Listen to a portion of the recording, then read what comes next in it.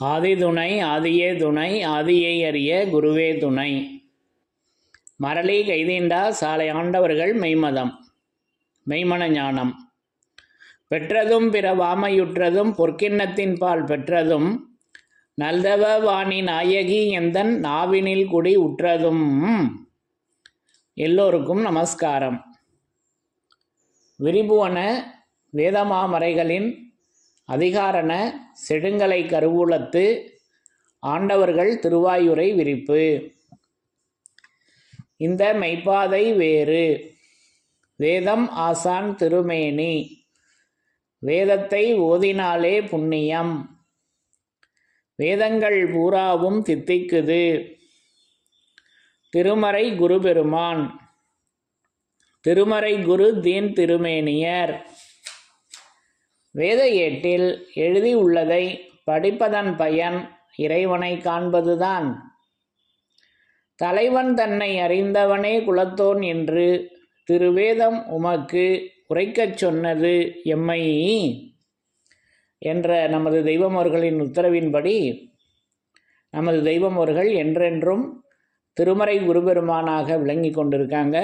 அப்போ அந்த தெய்வ திருமறையிலிருந்து என்றும் அழியாத திருமறையின் சிறப்புகளை ஒவ்வொன்றாக படித்து தரிசனை செய்து வருகிறோம்.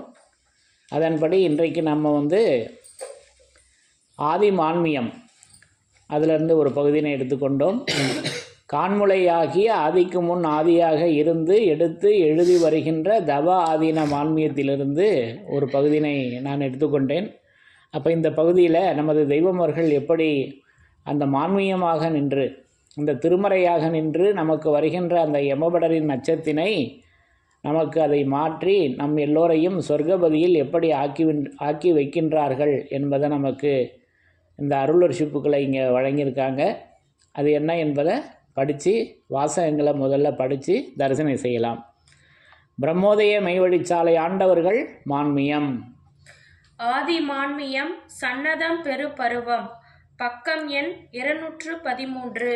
சாதிகளின் கர்த்தாவே, அந்த அந்தகார கலியனாகிய முரணை இன்று முதலாக சாற்று கழிச்சு துஷ்ட நிக்கிரக தேவ சிஷ்ட பரிபாலனஞ்செய் ஆயுதங்களென ஆதிகால நாட்ட பெட்டகத்தினுள்ளே இதற்கென்று வைத்திருந்ததாகிய ஆதிகால நாட்ட பெட்டகத்தினுள்ளே இதற்கென்று வைத்திருந்ததாகிய இவ்வுலகத்தின் தூல கண்கள் அறியாத இருபுறமும் கருக்கோங்கிய மாயையை ஆய்ந்து மேய்ந்துறங்கும் கூரேறிய பட்டயமும், மாயையை ஆய்ந்து மேய்ந்துறங்கும் கூரேறிய பட்டயமும், பூமி அதிரும் ஓசையுடைய கடலறியாத திருவலம்புரி சங்கும், பூமி அதிரும் ஓசையுடைய கடலறியாத திருவலம்புரி சங்கும், யாவற்றினாலும் கரம் தீண்டி செய்ததறியாத கவன கன வேகம் கொண்ட உயிர் சக்கரமும், கவன கன வேகம் கொண்ட உயிர் சக்கரமும், குருதேவரன்றி கருமார்களின் உலை கூட மறியாத சூலம் வேல் பராங்குசமும், உலை கூட மறியாத சூலம் வேல் பராங்குசமும், இவ்வுலகத்திலுள்ள மனு பலங்கள் எல்லாம் ஒன்றாக திரட்டி வந்து தூக்குதல் என்ற அசைத்தலுக்கு கூட ஓர் அணுவும் இயலாத பேய்மை என்னும் யமனுடைய அதிகார பலத்தை முறித்து எரிந்து மகிழ்ச்சி பூப்பானது சாகாக்கலை என்னும் உயிர்கலை ஜெயங்கொண்டு விளங்கும் நூல் போல் நுணுகிய இடையினையுடைய துடி உடுக்கையும், பேய்மை என்னும் யமனுடைய அதிகார பலத்தை முறித்து எரிந்து மகிழ்ச்சி பூப்பானது சாகாக்கலை என்னும் உயிர்கலை ஜெயங்கொண்டு விளங்கும் நூல் போல் நுணுகிய இடையினையுடைய துடி உடுக்கையும், இந்திர ராசி வான்வலை போன்ற இதுவரை எவரும் பெற்றறியா அரிய தவ கில்நாமமும், இந்திர ராசி வான்வளை போன்ற இதுவரை எவரும் பெற்றறியா அரிய தவ கில்நாமமும் யாரும் கண்டறியாத தண்டாயுதமும் எங்களுடைய தங்க மேராகிய நாயகம் அவர்களின் இரு கரங்களிலும் தேவர்கள் கண்டு மகிழும்படி இளங்க தரிப்பித்து இரண்டாவது வரம் பெருகிய அறம் விளங்கும் ஆசீர்வாத கங்கணமும் பூண பெற்றார்கள் என்று நமது குலதெய்வம் பிரம்மோதயமை வெளிச்சாலை ஆண்டவர்கள் திருவாய் மலர்ந்து அருளி உள்ளார்கள். சாதிகளின் கர்த்தாவே, அப்போ நமது தெய்வமோர்கள் அந்த கடுந்தவம் பூண்டு பெற்ற சன்னதங்களை 12 சன்னதங்கள், அதில் அதிக வல்லபம் உடையது யாரும் பெற்றறியாத அரிய தவ கில்நாமம், அரிய தவ கில்நாமம். அப்போது அந்த கில்நாமம் உலக மக்கள் எல்லோரும் அறிந்து கொள்ளக்கூடியதாகத்தான் அதை எடுத்து வச்சுருக்காங்க. அப்போ இதெல்லாம் நம்ம வேதத்தின் சிறப்புகளில் நமக்கு சைந்திர மகா முனிவர் அவர்கள் இந்த தீர்க்க தரிசன பாடலில் அதை வெளியாக்கியிருக்காங்கல்லவா, அது வேதமிகு மேல்திசை கில்நாமக்காரர். நமது தெய்வமோர்களின் வருகையை பற்றி சொல்லி வர்றாங்க. அப்போ வேதமிகு மேல்திசை கில்நாமக்காரர். அப்போது அந்த கில்நாமத்தை இப்படி அறியக்கூடிய பொருளாக அதை வேதமாக எடுத்து வச்சுருக்காங்கங்க, திருமறையாக. அப்போ அந்த 12 சன்னதங்களை நமது தெய்வமோர்களின் தூல திருமேனியில் அன்றைக்கு இருகரங்களிலும் அனந்தாதி தேவர்கள் கண்டார்கள். இன்றைக்கு அவர்களுடைய அந்த எண்ணமாகிய திருக்கரம் இருக்குல்லவா, அதில் நம்ம உலக மக்கள் அனைவரும் அது எண்ணமாகிய திருக்கரம், அது திருவேதமாக இருக்குது. அவங்க எண்ணத்தை எல்லாம் எடுத்து அந்த அருள் வர்ஷிப்பாக எடுத்து வழங்கினாங்க. அப்போ அந்த அருள் வர்ஷிப்புகள் நமக்கு 4 வேதங்களாக இறக்கப்பட்டிருக்கிறது. அந்த 4 வேதங்களிலும் அதை வைத்து அதை அந்த சன்னதங்களை எடுத்து வச்சுருக்காங்க. ஒவ்வொரு வாசகமும் சன்னதமே, ஒவ்வொரு வாசகமும் சன்னதங்களே அல்லவா. அப்போ அதை சொன்னேனடா கைரேகை ஆனால் மைந்தா என்று அந்த கைரேகையை நமக்கு எடுத்து சொல்லி காட்டி தான் வச்சுருக்காங்க. நமக்கு தான் விளங்கலை, எனக்கு தான் விளங்கலை. ஆனால் அவங்க அதை சொல்லி தான் மறைச்சி வச்சுருக்காங்க. சொல்லாத நிலையையும் சொல்லி மறைத்து வைத்தேன் சந்ததி கட்காய். இந்த நூலில் சொல்லாத நிலையையும் மெய் வழி நூலில் சொல்லி மறைத்து வைத்தேன் சந்ததி கட்காய் என்று நேராக தான் சொல்லி வர்றாங்க, மறைச்சி ஒன்றும் சொல்லலை. ஆக இப்படி அதில் நமக்கு அந்த 12 சன்னதங்களையும் எடுத்து சொல்லி வர்றப்ப அதில் நடுவில் சூட்சுமத்தை இங்கே யமனை வென்ற திருமறையாக நமது தெய்வமர்கள் அந்த ஆயுதமாக எப்படி விளங்கி கொண்டிருக்காங்க என்பதை எடுத்து மின்னி காமிக்கிறாங்க. அந்த ஒன்றை மட்டும் படிங்க.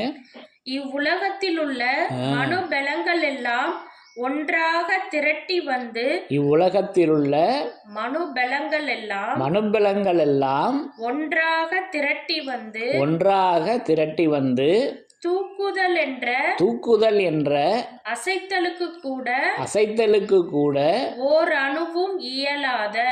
அணுவும் இயலாத பேய்மை என்னும் யமனுடைய அதிகார பலத்தை முறித்து எரிந்து மகிழ்ச்சி பூப்பானது சாகாக்கலை என்னும் உயிர்கலை ஜெயம் கொண்டு விளங்கும் நூல் போல் நுணுகிய இடையினை உடைய துடி உடுக்கையும் என்று அந்த உடுக்கையினுடைய சிறப்பை பற்றி பேசுகின்ற வாசகத்தில் அந்த சூட்சுமத்தை வச்சிருக்காங்கல்லவா. அப்போ அந்த பேய்மை அது பேய்மை என்னும் அது பேய்மை என்னும் அதிகார பலத்தை தூக்க முடியுமா அப்படின்னு முயற்சி செய்து பார்த்தா முடியலை. அவ்வளவு பலுவா இருக்கான் தூக்கிறது. சரி, தூக்க தானே முடியல, அசைச்சாவது பார்ப்போம். இப்போ ஒரு பெரிய பாறை ஒன்று இருக்குது நம்ம இடத்துல, ஒரு பாறாங்கல் ஒன்று இருக்குது. அதை முதல்ல நகர்த்தி இடைஞ்சலாக இருக்குது, அதை நகர்த்தி வைப்போம் அப்படின்னு முயற்சி பண்ணி தூக்க பார்க்குறோம், தள்ளி பார்க்குறோம், முடியலை. சரி, லேசாக அசைச்சாவது பார்ப்போமா அப்படின்னு அடுத்து அசைக்க முயற்சி பண்ணுறோம்லவா, அப்பவும் முடியல, அவ்வளவு கனம் கொண்டதாக இருக்குது. அப்புறம் இறுதியாக அந்த கடப்பாறை கொண்டு நம்ம அதை நகர்த்திடலாம். எவ்வளவு எத்தனை டன்னு வெயிட்டான எடையுள்ள பாறையையும் நம்ம அந்த ஆயுதத்தின் உதவி கொண்டு நகர்த்திட முடியும் அல்லவா?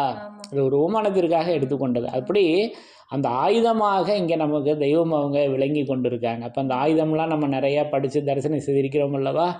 அப்போ அது தூக்குதல் என்ற அசைத்தலுக்கு படிங்க. தூக்குதல் என்ற அசைத்தலுக்கு கூட ஓர் அணுவும் இயலாத ஒரு அணுவே கண்ணுக்கு தெரியாது, அது ஒரு அணுவும் இயலாத பேய்மை என்னும் யமனுடைய அதிகார பலத்தை, பேய்மை என்னும் அந்த அதிகார பலம் இருக்குதுங்க. அப்போ அந்த அப்பேற்பட்ட அந்த பலத்தை முறியடிக்கணும்னா அப்போ அது எவ்வளவு பெரிய பலமாக இருக்கும். அந்த பலம் தாங்க நமது தெய்வம் அவர்களிடம் இருக்கிறது. அந்த அதிகார பலத்தை முறியடிக்கக்கூடிய பலம் நமது தெய்வம் அவர்களிடம் அன்றைக்கு தூல திருமேனியில் இருந்தது, இன்றைக்கும் என்றைக்கும் வேத திருமேனியில் இருக்கிறது. சரியா? அப்போ அந்த பலம், அப்போ அதுதான் திறனாக இருக்குது அல்லவா? அப்போ அது அமுதகலை ஞானபோதத்தில் திறன்மறைக்கு 2 அர்த்தம். அப்போ திறன் என்பது அது திருமறையாக அல்லவா இருக்குது. அது யமவாதையை கடத்தும் என் திறம் என்று நமக்கு தலைப்பே கொடுத்து வச்சுருக்காங்க. அது அல்லவா அந்த யமவாதையை கடத்துது. ஆக இப்படி அதை நமக்கு எடுத்து சொல்லி வச்சுருக்காங்க. அப்போது பேய்மை என்னும் அதிகார பலத்தை முறியடிக்கிறாங்க. அது எது முறியடிக்குது அப்படின்னாக்கா நேராக சொல்லி வர்றாங்க. சாகாக்கலை என்னும் உயிர்கலை படிங்க. சாகாக்கலை என்னும் உயிர்கலை பேய்மை என்னும் அதிகாரத்தை, பேய்மை என்னும் யமனுடைய அதிகார பலத்தை முறித்து எரிந்து மகிழ்ச்சி பூப்பானது. சாகாக்கலை என்னும் உயிர், அந்த மகிழ்ச்சி பூப்பானது, அந்த மகிழ்ச்சி. அப்போ அந்த மகிழ்ச்சி அது அந்த திருவாக்கை அருளி மகிழ்வு காட்டி அதிஜய சம்மத தேற்றி அனைத்து கூட்டி தகுவனப்படி நின்று ஒட்டி இழுத்து என்றெல்லாம் நமக்கு அகிலபலம் வரும் பருவத்தில் பேசி வர்றாங்க. அந்த மகிழ்ச்சி அதை மகிழ்ச்சி பிறங்க செய்வதுவே பொங்கல், மகிழ்ச்சி பொங்கச் செய்வதுவே பொங்கல் அல்லவா? அந்த மகிழ்ச்சி பொங்கணும். இடரும் இறுதி நாளில் இத்தூலத்தை விட்டு, சத்தமா படிங்க. இடரும் இறுதி நாளில் உன்னை இத்தூலத்தை விட்டு நீக்கி புகழுடம்பில் தேற்றி ஏற்றி மகிழ்ச்சி பொங்க செய்து வைப்பதுவே பொங்கல். அந்த மகிழ்ச்சி பொங்க செய்து வைப்பதுவே பொங்கல் என்று நமக்கு திருமஞான குரலை கொடுத்துருக்காங்க அல்லவா? இப்படியெல்லாம் அந்த மகிழ்வு காட்டி நமக்கு அந்த அந்த மகிழ்ச்சி பூவு, அந்த பூப்பானது அது சாகாக்கலை என்னும் உயிர்கலை. அது ஜெயம் கொண்டு, ஜெயம்னா வெற்றி அல்லவா? ஜெயம் கொண்டு விளங்கும். அங்கே தாங்க அந்த சூட்சுமத்தை நேராக காமிக்கிறாங்க. அந்த யமனுடைய அதிகார பலத்தை முறியடிப்பது எது என்றால் அது நூலாக இருக்குதுங்க. அந்த உடுக்கை, அந்த உடுக்கையினுடைய லட்சணத்தை பேசி வர்றாங்க, சிறப்பை. அப்போ அது நூல் போல் நுணுகிய இடையினை உடைய துடி உடுக்கை. இப்போ உடுக்கையினுடைய வடிவம் நம்ம பார்த்துருக்கோம் அல்லவா? அந்த பக்கம் அடிக்கிற சைடு வந்து பெருசாக இருக்கும், நடுவில் வந்து சின்னமாக இருக்கும். அதனால தான் அது இடைன்னு குறிப்பிடுறாங்க. இடை இடை பரமனே உருவெடுத்து பாரிடை குருவாய் வந்த அந்த இடை, அது பெண்களுக்கும் அழகுக்கு ஒப்பிட்டு சொல்லுவாங்கல்லவா? அது நமக்கு இப்போ அது வேணால் ஒரு இதுக்காக நினைவுக்காக எடுத்தது. அப்போது அந்த இடை, அப்போ அது வந்து இடைக்கு அங்கே அகலம் குறைவாக இருக்குது, அதுக்கு பேர். அதனால் அதை நூல் போல் நுணுகிய இடையினை உடைய துடி உடுக்கை. உடுக்கையில் மெல்லி சன்னமாக இருக்கு அல்லவா? மேலேயும் கீழையும் அகலமாக இருக்குது, நடுவில் அகலம் குறைவாக இருக்குது. உடுக்கையினுடைய வடிவத்தை இங்கே குறிப்பிடுறாங்க. அப்போ அது ஒரு சன்னதமாக தானே எடுத்து வச்சுருக்காங்க. அப்போ அது என்ன உடுக்கை? அது வந்து துடி உடுக்கை அப்படின்றாங்க. அப்போ அது துடி வாசகமாக இருக்குது. இப்போ இதெல்லாம் நிறையா நம்ம எடுத்து பேசியிருக்கோம் அல்லவா, பங்கி கொண்டு இருக்கோம் அல்லவா? அப்போ அந்த துடி உடுக்கை அது துடி வாசகமாக இருக்குதுங்க. அந்த வாசகத்தில் பெருத்து, அப்புறம் சுருங்கி, அப்புறம் பெருத்து வருது. இப்படியெல்லாம் நமக்கு அந்த காட்சியினை அந்த எழுத்தில், ஈசனான மதி எழுத்தில் வச்சுருக்காங்க. ஈசனான மதி எழுத்தில் வச்சுருக்காங்க. இதெல்லாம் எப்போ தெரியும்? எல்லா அங்கங்களும் தோய படிக்கும்போது தெரியும். சரியா? அப்போது அந்த சாகாக்கலை என்னும் உயிர்கலை ஜெயம் கொண்டு விளங்கும் நூல் போல் நுணுகிய இடையினை, நூல் போல் நுணுகிய இடையினை உடைய துடி உடுக்கை என்று நமக்கு நேராக கொடுக்குறாங்க. அப்போ அந்த யமனுடைய அதிகார பலத்தை முறியடிக்கக்கூடியது அது உடுக்கையாக இருக்குது, அது நூலாக இருக்குதுங்க. அதை நேராக சொல்லிட்டாங்களா? நூல் போல் நுணுகிய இடையினை உடைய துடி உடுக்கை. அப்போ அந்த நூலாக நின்று, அந்த திருமறையாக நின்று, அந்த வேதமாக நின்று, அந்த வேதாந்தமாக நின்று, அந்த ஆகமமாக நின்று, அந்த கிரந்தமாக நின்று, அந்த சுருதியாக நின்று, அந்த ஏடாக நமது தெய்வம் அவர்கள் நின்று கொண்டு நமக்கு வருகின்ற அந்த யமபடரின் அதிகார பலத்தை இப்படி முறியடித்து நம்மளை அந்த விண்ணுலகத்தில் ஏற்றுகிறார்கள் என்பதை இந்த பகுதியில் நமக்கு உணர வைக்கிறாங்க. இந்த பகுதியில் இதை நான் உணர்ந்து கொண்டேன். ஆகவே அந்த பேய்மை என்னும் அந்த யமனுடைய அதிகார பலத்தை முறியடிப்பது அது வேத நூலாக விளங்கி கொண்டிருக்கின்றது, அது திருநூலாக இருக்கிறது, அது உடுக்கையாக இருக்கிறது, அது துடி உடுக்கையாக இருக்கிறது, அது துடி வாசகமாக வேதத்தில் உள்ள ஒவ்வொரு வாசகங்களுக்கும் யமன் பயப்படுகிறான். அப்போ அது அல்லவா பலம், அதல்லவா மிகப்பெரிய பலசாலி. யமன் பலசாலி, அதைவிட பலசாலி யாருன்னா நமது தெய்வம் அவர்கள். அவங்க மிகப்பெரிய பலசாலியாக அந்த யமவாதையை கடத்தும் என் திறமாக நமது தெய்வம் அவர்கள் இப்படி அந்த சன்னதங்களாக விளங்கி கொண்டு நமக்கு வருகின்ற அந்த யமனின் அதிகார பலத்தை முறியடித்து அவர்கள் அந்த திருநூலாக விளங்கி கொண்டிருக்கின்றார்கள் என்பதை நான் இந்த மான்மிய பகுதியின் மூலம் விளங்கி கொண்டேன் என்று கூறி, யமனை வென்ற திருமறையின் சிறப்புகள் தொடரும். தலைவன் தன்னை அறிந்தவனே குலத்தோன் என்று திருவேதம் உமக்கு உரைக்கச் சொன்னது எம்மை. யமனை வென்ற திருமறையின் சிறப்புகள் தொடரும். எல்லோருக்கும் நமஸ்காரம்.